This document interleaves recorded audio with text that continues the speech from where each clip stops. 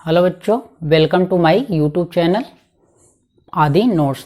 तो आज हम बात करेंगे बीबीटी यानी कि बैलेंस बॉन्ड थ्योरी। चलिए आइए देखते हैं। तो valence bond theory BBT short में बोलते हैं। तो developed by the Hitler and London. तो इसको डेवलप किया था किसने? हिटलर और लंदन ने। Further modified by the polling and Slater, और इसको मॉडिफाई किया था पॉलिंग एंड स्लेटर ने। It explain how a covalent bond form. तो बैलेंस बॉन्ड थियरी के थ्रू ये एक्सप्लेन किया गया था कि कोवैलेंट बॉन्ड का फॉर्मेशन किस तरह से होता है। ठीक है, कोवैलेंट बॉन्ड का फॉर्मेशन किस तरह से होता है। तो इसके दो तरीके दिए गए थे। It have two concept. पहला था एनर्जी कॉन्सेप्ट, दूसरा था ओवरलैपिंग कॉन्सेप्ट। तो अब आगे बात करेंगे एनर्जी कॉन्सेप्ट और ओवरलैपिंग कॉन्सेप्ट के बारे में। में एनर्जी कॉन्सेप्ट किस तरह से यूज होता है उसके बारे में चलिए आइए देखते हैं। तो सबसे पहले हम क्या करते हैं, हाइड्रोजन मॉलिक्यूल लेते हैं और इसके आधार पे हम समझाते हैं। तो taking example of H2 molecule. ठीक, तो when two hydrogen atom approach each other new forces come in picture. ठीक, तो जब हम दो हाइड्रोजन लेते हैं और वो पास आते हैं तो उनमें दो नए फोर्स देखने को मिलते हैं। तो वो क्या है, चलिए उसको समझाते हैं। अब ये मान लीजिए दो हमने हाइड्रोजन एटम्स ले लिया।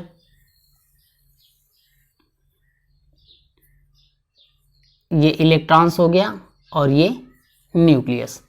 एक हाइड्रोजन एटम, एक और हाइड्रोजन एटम हमने ले लिया।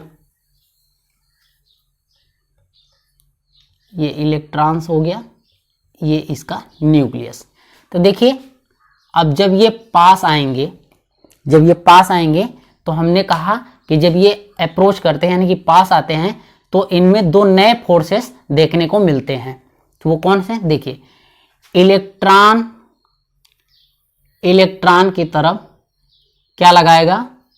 Force of repulsion. और यही इलेक्ट्रॉन इसके न्यूक्लियस के द्वारा क्या होगा? अट्रैक्शन फील करेगा, यानी कि यहां पे क्या होगा? Force of attraction. ठीक, इस हाइड्रोजन एटम का इलेक्ट्रॉन इस इलेक्ट्रॉन से रिपल्सन फील करेगा और इसके न्यूक्लियस से अट्रैक्शन फील करेगा। तो ये हो गया। अब उसी तरह से इस हाइड्रोजन एटम का ये इलेक्ट्रॉन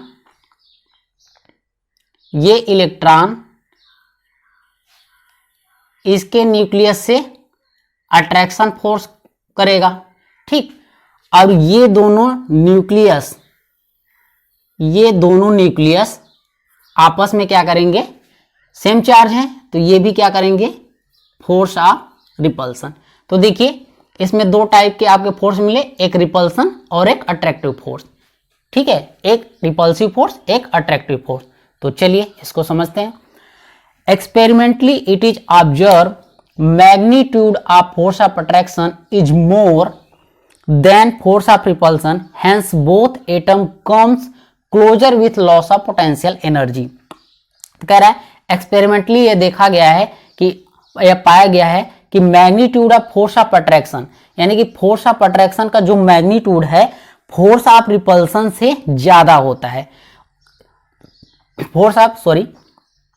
फोर्स ऑफ अट्रैक्शन जो है वो फोर्स ऑफ रिपल्सन से ज्यादा होता है, तभी दो एटम एक दूसरे के पास आते हैं और यहां से पोटेंशियल एनर्जी लॉस करते हैं। ठीक है, एक बार फिर से समझा दे रहे हैं। Experimentally it is observe, experimentally ये पाया गया कि दो जो मैग्नीट्यूड हैं फोर्स के, फोर्स ऑफ अट्रैक्शन और फोर्स ऑफ रिपल्सन, इसमें फोर्स ऑफ अट्रैक्शन रिपल्सन से ज्यादा होता है, तभी दो एटम एक दूसरे के पास आते हैं और पास आने पे उनमें क्या होता है? पोटेंशियल एनर्जी का लॉस होता है, लॉस ऑफ पोटेंशियल एनर्जी। अब फोर्स ऑफ अट्रैक्शन क्या होगा? मोर होगा, किससे? रिपल्सन से। आगे, ultimately a stage reached where both forces equal because system acquired minimum energy at this stage both atom bind together to a stable molecule. तो अंत में जब ये दोनों एटम पास पहुंच जाते हैं तो इस स्टेज में बोथ फोर्सेस इक्वल, तो दोनों फोर्सेस क्या होते हैं, इक्वल हो जाते हैं। अट्रैक्शन और रिपल्सन दोनों फोर्स क्या होते हैं, इक्वल होते हैं। और ये ऐसा सिस्टम होता है, या इस तरह इस जो सिस्टम होता है यहाँ पे एनर्जी जो होती है बहुत ही कम होती है। एस स्टेज पे क्या होती है, एनर्जी बहुत ही कम होती है। और इस तरह से एटम आपस में कंबाइंड होके एक स्टेबल और सिंगल मॉलिक्यूल के रूप में बन जाते हैं। ठीक, चलिए एक बार फिर से समझाते हैं। Ultimately a stage reached where both forces equal because system acquired minimum energy at this stage both atom bind together to a stable molecule.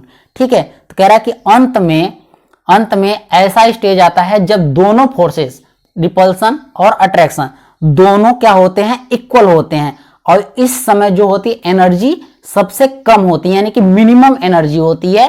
और इस तरह से एटम दोनों आपस में कंबाइंड होके एक स्टेबल और सिंगल मॉलिक्यूल का फॉर्मेशन करते हैं। चलिए अब इसको ग्राफिक रिप्रेजेंटेशन से देख लेते हैं।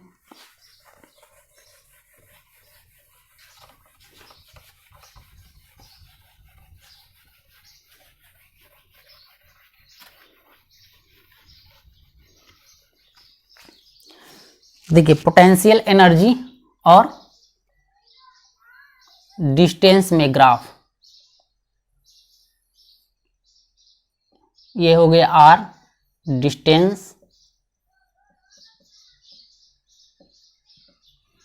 और ये हो गया आपका पोटेंशियल एनर्जी। पोटेंशियल एनर्जी, तो देखिए इसका जो ग्राफ होता है वो कुछ इस तरह का होता है।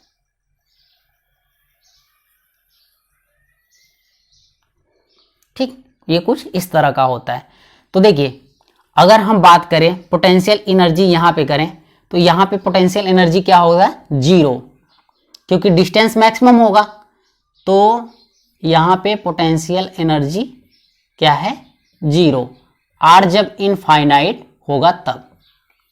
ठीक, यहां पे क्या है, आर इनफाइनाइट है, इनफाइनाइट है तो पोटेंशियल एनर्जी क्या होगा, 0। तो आइए देखते हैं। अब यहां पे इनफाइनाइट पे मान लीजिए हमने 2 हाइड्रोजन एटम ले रखा है, 2 हाइड्रोजन एटम ले रखा है। अब देखिए इनफाइनाइट में है, अभी ये दूर दूर है। ठीक, तो अब क्या करेंगे, दोनों हाइड्रोजन पास आएंगे। अब ये धीरे धीरे पास आते जाएंगे। तो अब देखिए पोटेंशियल एनर्जी 0 है, अभी भी मिनिमम है, लेकिन ये और मिनिमम हो सकती है। ठीक है, तो देखिए अब ये धीरे धीरे ये एटम दोनों आप पास आएंगे।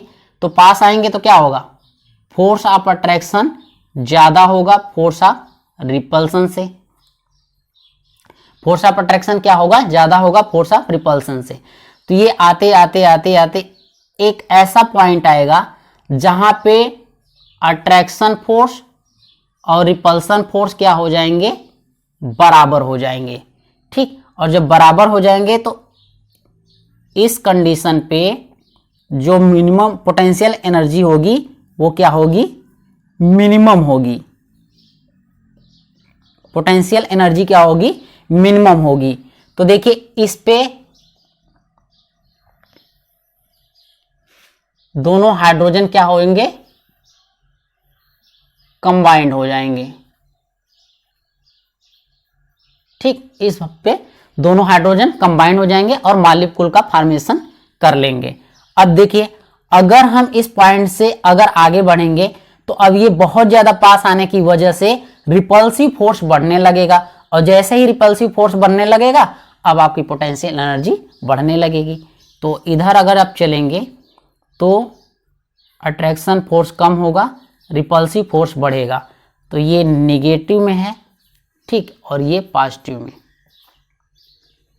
तो निगेटिव में यानी कि बॉन्ड फॉर्मेशन के लिए पोटेंशियल एनर्जी निगेटिव में जाना पड़ता है। ठीक, और क्योंकि इधर अब इससे ज्यादा बढ़ेंगे, और यहीं जहां पे फोर्स ऑफ अट्रैक्शन और फोर्स ऑफ रिपल्सन 0 होगा जिस डिस्टेंस पे, इसी को हम लोग बोलते हैं बॉन्ड लेंथ।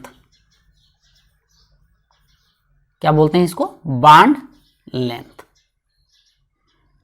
ठीक, तो ये एनर्जी कॉन्सेप्ट आपको समझ में आ गया हो गया।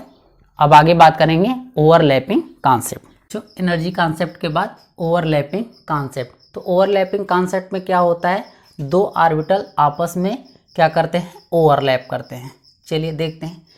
According to him a covalent bond is form by overlapping of half orbital of both atoms approaching in a proper direction.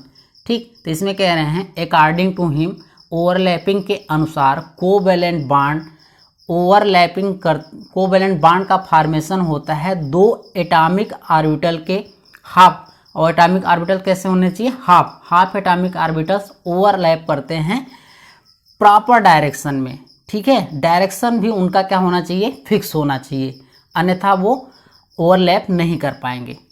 ठीक, तो according to him a covalent bond will form by overlapping of half orbital of both atoms approaching in a proper direction.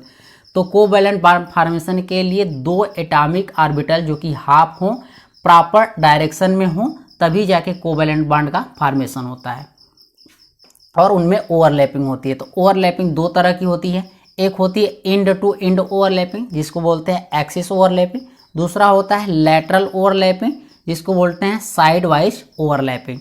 ठीक, तो चलिए इसमें देखते हैं। पहला end to end overlapping. तो इंड टू इंड ओवरलैपिंग क्या होता है, तो it lead to sigma bond formation. End to end overlapping से जो बॉन्ड बनता है, कोवैलेंट बॉन्ड बनता है, उसको हम लोग बोलते हैं सिग्मा बॉन्ड। ठीक है, sigma bond formation. Sigma bond ये कौन सा होता है, कोवैलेंट का सिग्मा बॉन्ड, और ये स्ट्रॉन्ग बॉन्ड होता है। सिग्मा बॉन्ड जो होता है वो स्ट्रॉन्ग होता है। It can exist independently. अगर ये स्ट्रॉन्ग है तो ये क्या करता है, अकेले यानी कि केवल सिग्मा बॉन्ड बना रहे तो ये क्या करेगा, एग्जिस्ट करेगा। It decide geometry of molecule. अब चूंकि ये इंडिपेंडेंटली रहता है तो ये क्या करता है, किसी भी मॉलिक्यूल का जो ज्योमेट्री होती है, ठीक है, उसका आकार होता है, इसको ये सिग्मा बॉन्ड डिसाइड करता है। क्यों, because counted in bond pair in hybridization. ये इसलिए क्योंकि हाइब्रिडाइजेशन निकालते वक्त जब हम किसी की ज्योमेट्री निकालते हैं तो ये बॉन्ड पेयर के रूप में काउंट किया जाता है। Electron density is maximum at internuclear axis. जब ये ऑर्बिटल्स ओवरलैप करते हैं तो इलेक्ट्रॉन की डेंसिटी कहाँ पे सबसे ज़्यादा होती है, तो इनके इंटरन्यूक्लियर एक्सिस पे ही इलेक्ट्रॉन की डेंसिटी सबसे ज़्यादा होती है। तो चलिए अब बात करते हैं सिग्मा बॉन्ड फॉर्मेशन के टाइप।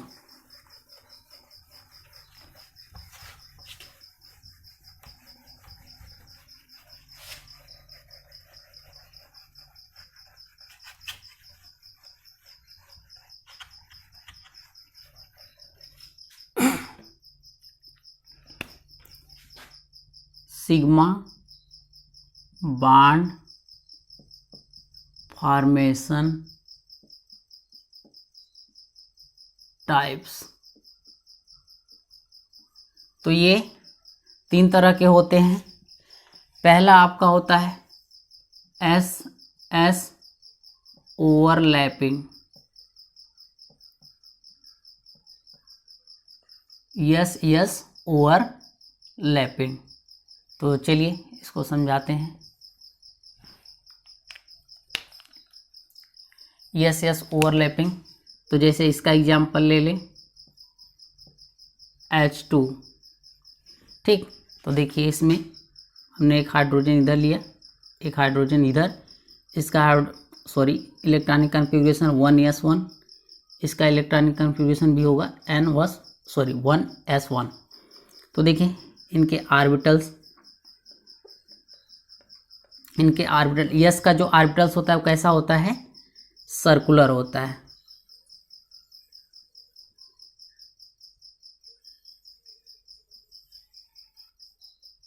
इस तरह से, और ये आपका हो गया internuclear axis. Internuclear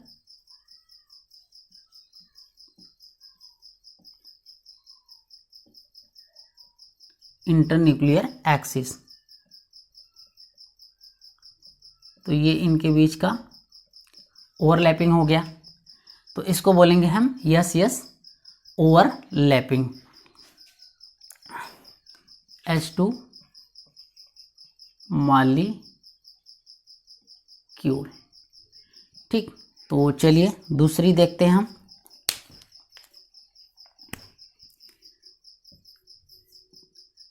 S P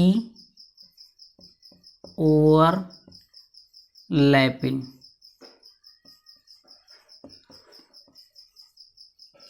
SP overlapping. तो इसका एग्जाम्पल लेके समझाते हैं। जैसे इसका एग्जाम्पल ले लिया हमने HF मॉलिक्यूल। तो देखिए, एक हाइड्रोजन, एक फ्लोरीन, एक का इलेक्ट्रॉनिक कन्फिग्रेशन करेंगे, एक ही इलेक्ट्रॉन होता है 1s1, इसमें कितना होते हैं 9 इलेक्ट्रॉन, और बैलेंस इलेक्ट्रॉन का वो करेंगे तो ये 2s2 2p5। ठीक, तो देखिए इसका s ऑर्बिटल, इसका p ऑर्बिटल, ये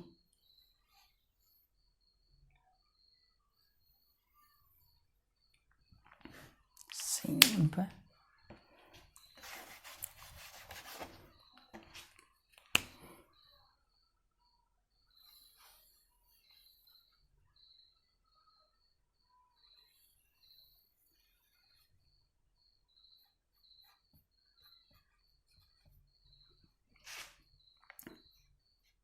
ये आपका हो गया इंटरन्यूक्लियर एक्सिस।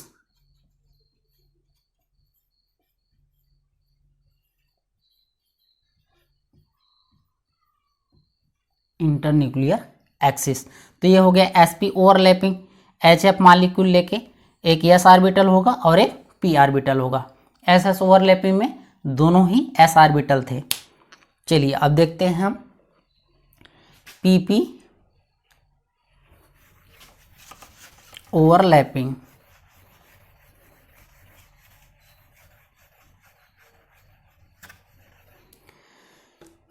तीसरा देखते हैं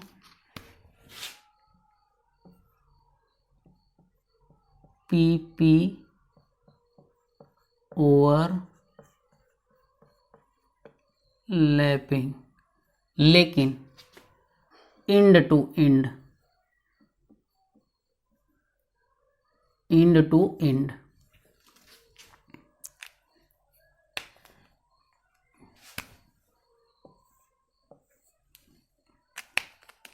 एग्जाम्पल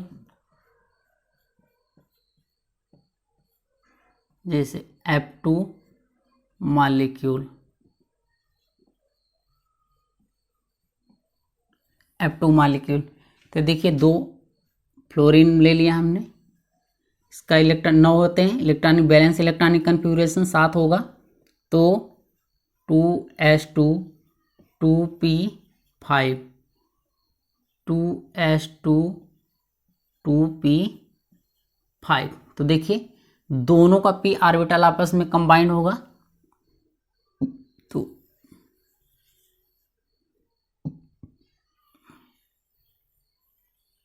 ये हो गया।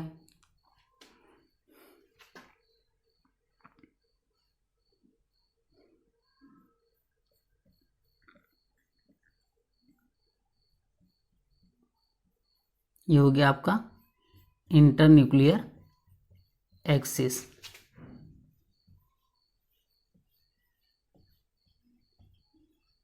जिस पे क्या है आपका इलेक्ट्रॉन सबसे ज़्यादा है। तो देखिए इंटरन्यूक्लियर एक्सिस पे ही तो इलेक्ट्रॉन है। ठीक, तो चलिए अब बात करते हैं। तो देखो बच्चों, हम देखते हैं आगे sigma bond strength. Sigma bond जितने भी हैं, strength of sigma bond, strength of sigma bond. अगर स्ट्रेंथ ऑफ सिग्मा बॉन्ड की बात करें तो सबसे ज़्यादा PP ओवरलैपिंग का होगा, फिर SP ओवरलैपिंग का होगा, फिर SS ओवरलैपिंग का होगा। तो ध्यान से देखिएगा, ओवरलैपिंग जो होता है वो PP में सबसे ज़्यादा होता है। अब ओवरलैपिंग सबसे ज़्यादा होगा तो इसका स्ट्रेंथ भी ज़्यादा होगा। फिर ओवरलैपिंग की बात करें, फिर SP का होता है, फिर सबसे कम होता है SS का, क्योंकि शेप के अनुसार देखा जाए तो ये डंबल शेप होता है, तो इसकी ओवरलैपिंग ज़्यादा हो जाती है, तो दोनों पी ऑर्बिटल्स हैं तो ये मैक्सिमम ओवरलैपिंग शो करेगा। और ऐसे सर्कुलर होता है तो ओवरलैपिंग वो ज़्यादा से ज़्यादा नहीं कर पाता, तो इसलिए क्या होगा, अगर स्ट्रेंथ की बात करें तो पीपी ओवरलैपिंग का सबसे ज़्यादा होगा और एस का सबसे कम और एसपी का इसके बीच में। और यदि इसमें हम पीरियड के साथ लिखें जैसे 1s 1s 1s 2p और 2p 2p, तो इसमें सबसे ज़्यादा आपका 1s का होगा, फिर 1s 2p का होगा, फिर 2p 2p का होगा। क्यों? क्योंकि इधर अब साइज बढ़ रही है, इसकी साइज कम है और इसकी साइज और ज़्यादा है, इसकी साइज और बढ़ती जा रही है। ठीक, तो पीरियड के अनुसार अब इसकी साइज बढ़ रही है, तो यहाँ पे इसका रीजन ये है क्योंकि ये क्लोजेस्ट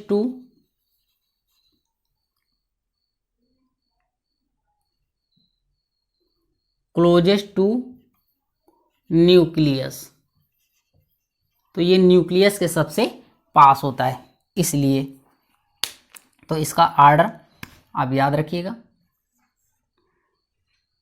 तो अब हम बात करेंगे लेटरल ओवरलैपिंग। ठीक, तो lateral overlapping it lead to pi bond formation. जब लेटरल ओवरलैपिंग होता है तो इससे कौन सा बॉन्ड बनता है, पाई बॉन्ड, और ये पुअर बॉन्ड होता है। ठीक है, क्योंकि इसमें ओवरलैपिंग कम हो पाती है तो ये कैसा होता है, पुअर बॉन्ड, यानी कि कमज़ोर होता है। कैन नॉट एग्जिस्ट इंडिपेंडेंटली, और ये अकेले केवल पाई बॉन्ड कभी भी एग्जिस्ट नहीं करता, केवल दो मॉलिक्यूल को छोड़ के C2 और B2 जहाँ पे पाई बॉन्ड ही होते हैं, और बाकी हमेशा ये सिग्मा के साथ प्रेजेंट होगा। तो C2 और B2 मॉलिक्यूल ऐसे हैं जहाँ पे केवल पाई बॉन्ड पाया जाता है। C2 में 2 पाई बॉन्ड पाया जाता है और B2 में सिर्फ 1 पाई बॉन्ड पाया जाता है। तो इसको हम एक्सप्लेन करेंगे MOT यानी कि मॉलिक्यूलर ऑर्बिटल थियरी में। आगे, non participate in geometry determination, तो ये ज्योमेट्री के डिटर्मिनेशन में भाग नहीं लेता क्योंकि इसका जो बॉन्ड पेयर है वो हाइब्रिडाइजेशन में काउंट नहीं हो पाता है। Electron density 0 at inter nuclear axis, और ध्यान रखिएगा जो इलेक्ट्रॉन की डेंसिटी है वो इंटर न्यूक्लियर एक्सिस पे 0 होगी। ठीक है, इंटर न्यूक्लियर एक्सिस पे 0 होगी, जबकि सिग्मा पे क्या था, मैक्सिमम था, तो ये ध्यान रखिएगा। चलिए अब देखिए ओवरलैपिंग जो होती है वो 3 तरह की होगी, या तो दोनों p ऑर्बिटल होंगे तो उसको हम बोलेंगे p पाई। ठीक, इस तरह से, या तो एक p ऑर्बिटल होगा एक d ऑर्बिटल होगा तो इसको बोलेंगे p पाई d पाई ओवरलैपिंग, या तो दोनों आपके d ऑर्बिटल होंगे तो इसको बोलेंगे हम d पाई ओवरलैपिंग। और ये कॉम्प्लेक्स कंपाउंड में पाया जाता है। किसमें, ये जो d पाई आपका पाई बॉन्ड है ये ज़्यादातर कॉम्प्लेक्स कंपाउंड में पाया जाता है। तो चलिए अब इसका स्ट्रेंथ देख लेते हैं।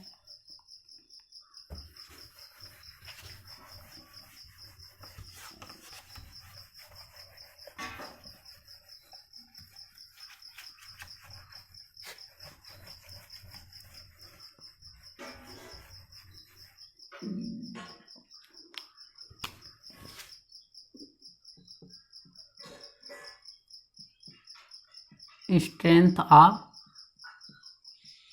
पाई बॉन्ड,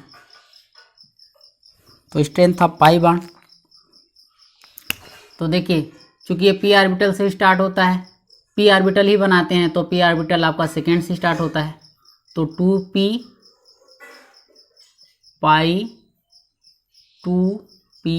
पाई। ठीक, उसके बाद आपका होगा 2p पाई और 3d पाई, फिर उसके बाद आपका आ जाएगा 3p पाई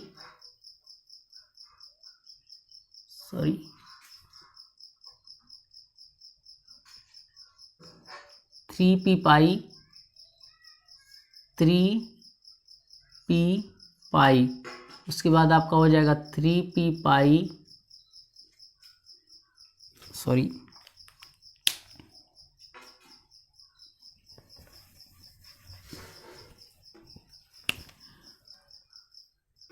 2p पाई 3p पाई, उसके बाद आपका हो जाएगा 3p पाई 3d पाई, और लास्ट में आपका 3p पाई और 3p पाई। चलिए इसको समझाते हैं ऐसा क्यों है। तो दिल का आर्डर ये होगा। तो अब देखिए 2p पाई सबसे ज़्यादा होगा, फिर 2p पाई और 3d पाई होगा, जबकि आपके अनुसार लगेगा कि ये 2p पाई और 3p पाई होना चाहिए, लेकिन यहाँ पे 3d पाई वाला ज़्यादा होगा। रीजन क्या होता है, क्योंकि इसका जो इंक्लाइन नेचर होता है इसलिए यहाँ पे ये ओवरलैपिंग ज़्यादा हो जाता है। तो इसको लिख लीजिएगा, due to incline nature overlapping maximum. ठीक है, तो ये इसका इंक्लाइन नेचर होने की वजह से यहाँ पे क्या होता है, ओवरलैपिंग ज़्यादा होता है, इसलिए 3p पाई से ज़्यादा इसका होता है स्ट्रेंथ 3d पाई का। फिर उसके बाद 3p पाई 3d पाई, यहाँ पे भी वही होगा, 3p पाई से ज़्यादा 3d पाई का होगा, फिर लास्ट में 3p पाई 3p पाई। और देखिए यहाँ से यहाँ तक इफेक्टिव ओवरलैपिंग होता है, इफेक्टिव ओवरलैपिंग होता है, और इधर जो होता है इफेक्टिव ओवरलैपिंग नहीं होता, तो ये ज़्यादातर नहीं बनते, नो इफेक्टिव ओवरलैपिंग। तो जब भी आपको पाई बॉन्ड बनेगा ज़्यादातर कंपाउंड में यही ऑर्बिटल आपस में भाग लेंगे, क्योंकि इधर के पाई बॉन्ड जब आपके बॉन्ड बनाने लगेंगे तो ये काफ़ी इफेक्टिव ओवरलैपिंग नहीं होती, तो ये पुअर होते, बहुत ही कमज़ोर होते हैं, तो ब्रेक हो जाते हैं। ठीक, तो चलिए एग्जाम्पल,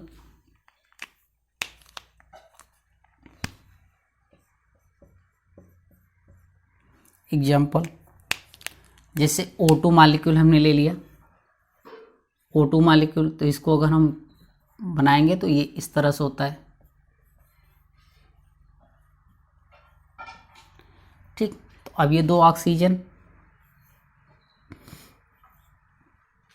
अब इनका electronic configuration, balance electronic configuration, तो 2s2 2p4, इसका भी होगा 2s2 2p4।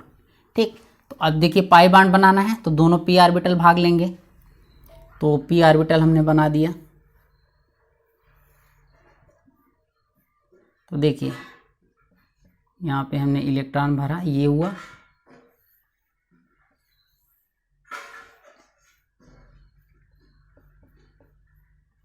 ये। तो अब इसमें देखिए जो अनपेयर्ड इलेक्ट्रॉन होंगे वहीं तो आपस में बॉन्ड बनाएंगे, तो इसका मतलब ये px py pz, px py pz। तो देखिए ये ऑर्बिटल तो आपके भाग नहीं लेंगे, केवल यही 2 ऑर्बिटल भाग लेंगे। तो चलिए देखते हैं।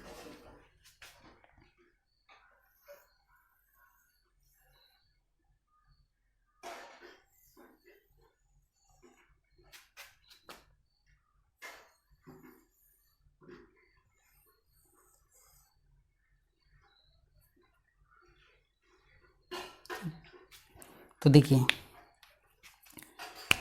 ये जो होगा आपका सिग्मा बॉन्ड बनाएगा, ठीक, ये आपके पाई बॉन्ड, तो ये आपका हो गया, मान लीजिए ये पी वाई है और ये पी जेड है, क्योंकि पी एक्स तो आपका ऑर्बिटल भाग लेगा ही नहीं, तो ये हो गया आपका पाई बॉन्ड। एक सिग्मा होगा, इसमें एक पाई बॉन्ड होगा। ठीक है, तो चलिए एक और एग्जांपल कर लेते हैं।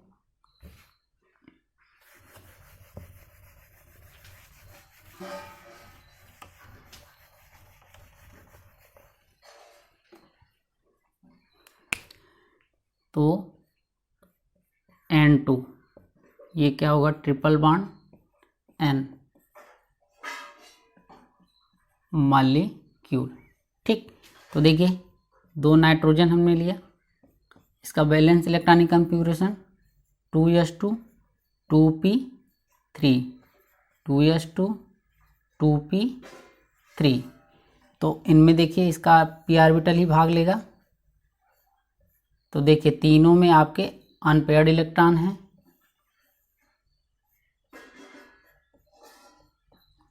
तो अब देखिए यहाँ पे तीनों ऑर्बिटल आप क्या होंगे, बॉन्ड का फॉर्मेशन करेंगे।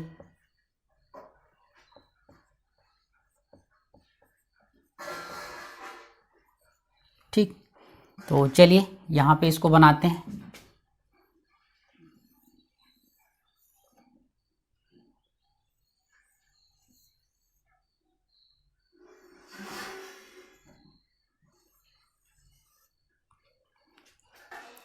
तो ये देखिए ये जो बॉन्ड है ये सिग्मा बॉन्ड बनाएगा। मान लीजिए ये px है, इसको हमने py कह दिया, ये भी py, ये px। ठीक, तो देखिए ये दोनों आपके पाई बॉन्ड बनाएंगे। ठीक, तो ये हो गया। एक और एक्सिस जो कि आपका pz।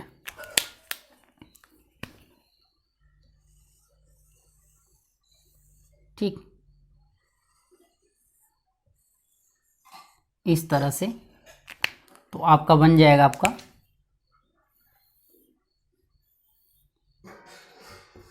ये भी आपका पाई बॉन्ड बना लेगा, ये भी आपका पाई बॉन्ड बना लेगा। ठीक, तो ये जो एक्सिस होगा वो आपका pz होगा। ठीक, तो आगे देखते हैं। एक क्वेश्चन है, विच bond is form by the following overlapping when internuclear axis x axis. यानी कि जब हम इंटरन्यूक्लियर एक्सिस जो है एक्स एक्सिस ले रहे हैं, उस हिसाब से कुछ यहाँ पे क्वेश्चन दिए गए या कुछ ऑर्बिटल्स बनाए गए हैं, उनमें कौन सा ओवरलैपिंग होगा और कौन नहीं होगा, और ओवरलैपिंग होगा तो किस टाइप का बॉन्ड बनाएगा। ठीक, चलिए देखते हैं। S और px है। ठीक, तो ये देखिए इंड टू इंड ओवरलैपिंग है और यहाँ पे ये ओवरलैपिंग होगा, तो ये बनेगा आपका सिग्मा बॉन्ड। ओवरलैपिंग होगा और सिग्मा बॉन्ड बनेगा। चलिए यहाँ पे देखते हैं कि S है और एक py। अब देखिए S सर्कुलर है और py परपेंडिकुलर एक्सिस में है, तो ये ओवरलैपिंग नहीं करेगा। ओवरलैपिंग नहीं करेगा तो यहाँ पे जीरो बॉन्ड, क्या बनेगा, जीरो बॉन्ड या नो बॉन्ड।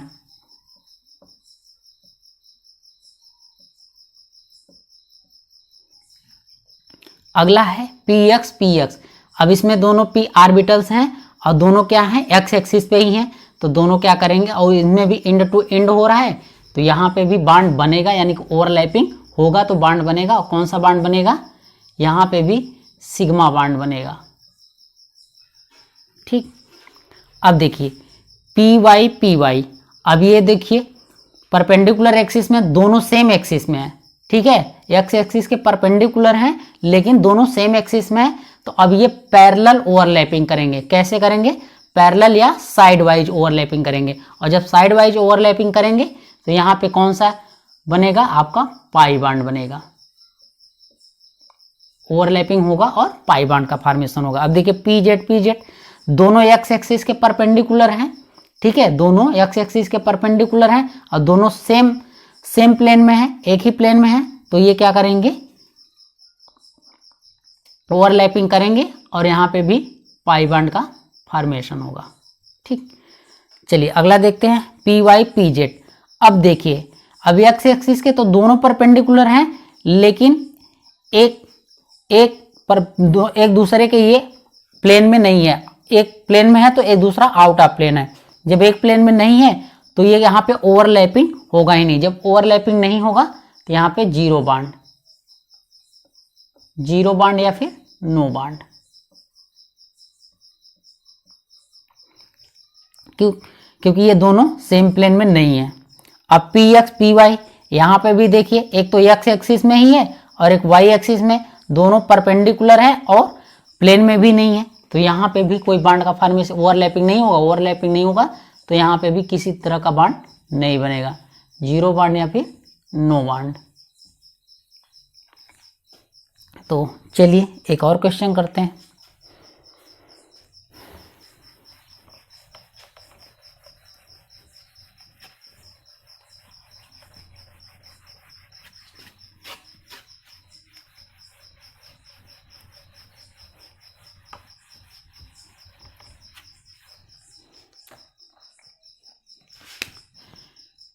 क्वेश्चन है इन CuSO4 5H2O, जिसको आप ब्लू विट्रियोल बोलते हैं, blue vitriol types of bond,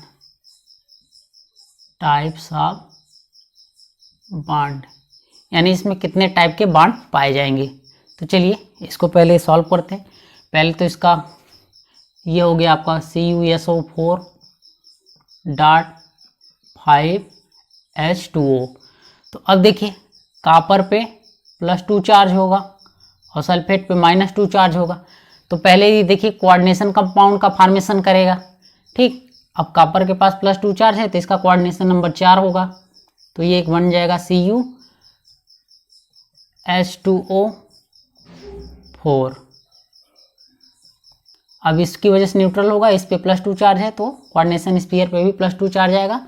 उसके बाद आपका सल्फेट बाहर -2 चार्ज और एक वाटर मॉलिक्यूल। ये इसका रियल स्ट्रक्चर होता है। तो चलिए अब इसको बनाते हैं स्ट्रक्चर, फिर देखते हैं यहाँ पे कौन कौन सा बॉन्ड होगा। तो कॉपर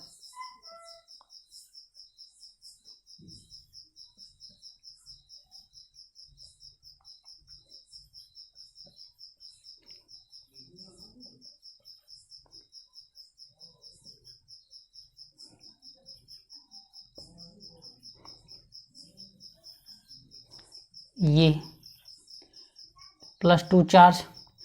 अब उसके बाद देखिए यहाँ पे वाटर,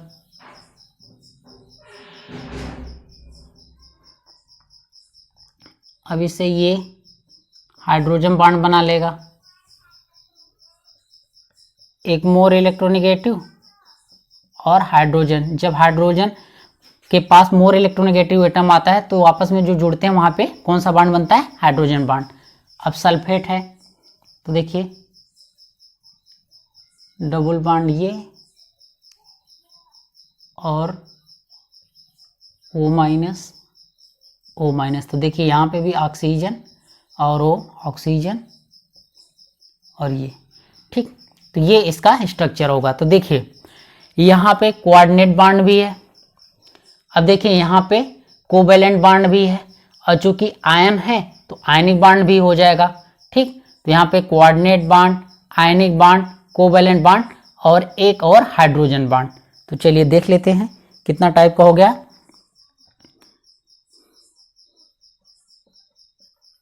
कोवेलेंट बॉन्ड सिग्मा और पाई के साथ, देखिए सिग्मा भी है और पाई भी है। आयनिक बॉन्ड,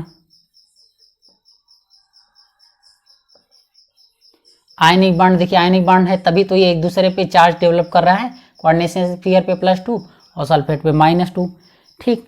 और कोऑर्डिनेट बॉन्ड है,